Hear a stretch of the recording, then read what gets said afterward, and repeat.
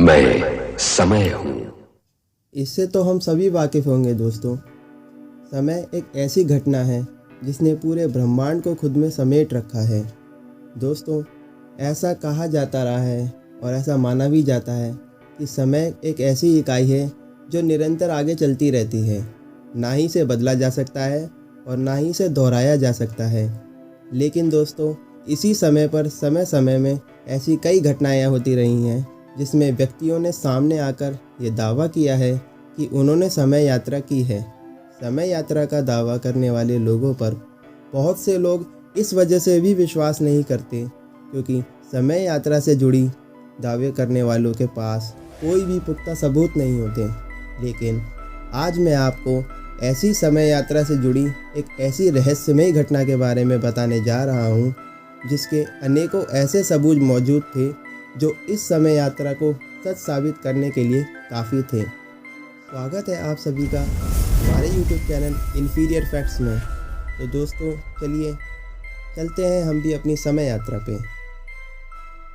साल 1951 जून का महीना, करीब रात के 11:15 बजे की बात है जब न्यूयॉर्क के टाइम्स स्क्वायर पर अचानक एक आदमी प्रकट होता है। वह अचानक बीच चौराहे पर कैसे आया, किसी को पता नहीं चला। उस व्यक्ति ने बहुत पुराने समय के फैशन वाले कपड़े पहन रखे थे। उस व्यक्ति के हाव भाव से साफ पता चल रहा था कि वह वहां अपनी मौजूदगी से बेहद हैरान था। वो टाइम्स स्क्वायर पर मौजूद गाड़ियों और हर तरफ फैली चमचमाती रोशनियों को काफ़ी हैरत भरी नज़रों से देख रहा था। वहाँ खड़े लोग भी उस व्यक्ति को देखकर उतने ही हैरान थे। किसी ने भी उसे सड़क के बीचों बीच जाते हुए नहीं देखा था। आखिर वह व्यक्ति अचानक बीचों बीच सड़क पर प्रकट कैसे हो गया? जैसे ही वह व्यक्ति सड़क के किनारे आने के लिए आगे बढ़ा तो सामने से आती हुई कार से उसकी टक्कर हो गई, जिससे वो व्यक्ति बुरी तरह से घायल हो गया और कुछ ही देर में उसकी जान भी चली गई। जब उसकी तलाशी ली गई तो उसके पास से कुछ बेहद ही अजीबोगरीब और हैरान कर देने वाली चीज़ें बरामद हुई, जैसे कि 5 सेंट। इंडिया के 1 रुपये में जैसे 100 पैसे होते हैं, वैसे ही वहाँ पे $1 में 100 सेंट्स होते हैं। इसके साथ घोड़ा गाड़ी की सफाई करने का एक बिल भी बरामद हुआ, जिस पर एक एड्रेस लिखा था, लिवरी स्टेबल, लेक्सिंगटन एवेन्यू। लेकिन दोस्तों, 1951 के किसी भी एड्रेस बुक में यह पता मौजूद ही नहीं था। लगभग $70 की पुरानी करेंसी के नोट और सिक्के भी उस व्यक्ति के पास से मिले। इसके अलावा एक बिजनेस कार्ड जिस पर लिखा था डॉक्टर रूडोल्फ फेंज और एड्रेस 5th एवेन्यू न्यूयॉर्क। साथ ही साथ उसके पास से एक लेटर भी मिला जिसे वह न्यूयॉर्क से फिलाडेल्फिया भेजा जाना था और उस लेटर पर सन 1876 की स्टैम्प भी लगी थी। जी हाँ दोस्तों, 1876। रूडोल्फ फेंज के इस व्यक्ति के पास से मिली सभी चीज़ों में से एक बात बेहद खास थी। वह यह थी कि यह सारी चीज़ें पुरानी होने के बावजूद एकदम नई हालत में थीं। इस केस की छानबीन का जिम्मा कैप्टन हर्बर्ट वी रिम को दिया गया।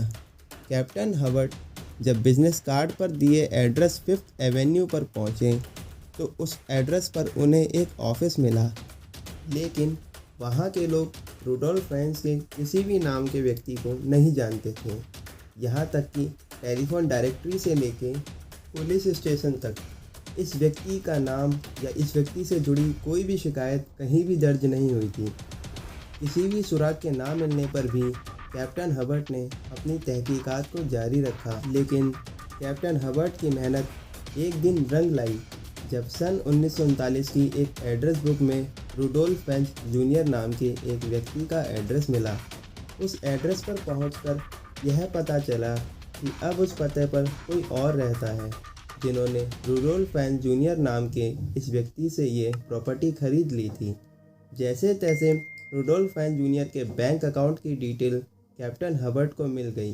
बैंक से यह पता चला कि अब रूडोल्फ फेंज जूनियर के बैंक अकाउंट को बंद कर दिया गया है क्योंकि 5 साल पहले उनकी मौत हो चुकी है। लेकिन उनकी बीवी अभी भी जिंदा थी और फ्लोरिडा में कहीं रहती थी। कैप्टन हबर्ट ने अपने साथियों के साथ फ्लोरिडा के उस एड्रेस पर जाकर रूडोल्फ हेन्स के बारे में पता किया। वहाँ रूडोल्फ हेन्स जूनियर की पत्नी ने जो बताया उसे सुनकर कैप्टन हबर्ट के सभी साथी और कैप्टन हबर्ट पूरे हैरान हो गए। उनकी पत्नी ने बताया कि रूडोल्फ हेन्स जूनियर के पिता थे, जो कि 29 वर्ष की उम्र में सन 1876 में लापता हो गए थे। वह अपने घर से एक शाम सैर करने के लिए निकले थे और उसके बाद से कभी वापस ही नहीं लौटे। यह जानकर कैप्टन हबर्ट और उनके साथी काफ़ी सख्ते में थे। किसी को भी कुछ भी समझ नहीं आ रहा था कि आखिर ऐसा कैसे हो सकता है।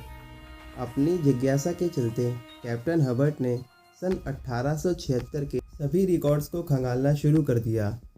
इन रिकॉर्ड्स में उनके हाथ लगी रूडोल्फ हेन्स नाम के एक व्यक्ति की 1876 की मिसिंग रिपोर्ट। इस मिसिंग रिपोर्ट में गुमशुदा का हुलिया और जो भी उसके बारे में बताया गया था वो 1951 में मरने वाले रूडोल्फ हेन्स से मेल खाता था।